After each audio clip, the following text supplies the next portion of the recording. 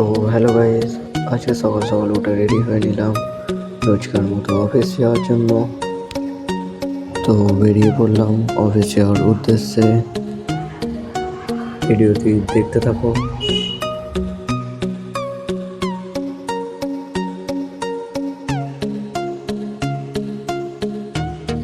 এটা হচ্ছে আমাদের স্কুল, সামনেই হচ্ছে আমাদের ক্লাব। তো যেতে যেতে একটু ভিডিও করে নিলাম। তো দেখতে থাকো অফিসে যাওয়ার পথে আমি কি করলাম। আর ভিডিওটি ভালো লাগলে একটি লাইক, শেয়ার এবং সাবস্ক্রাইব করে দিও।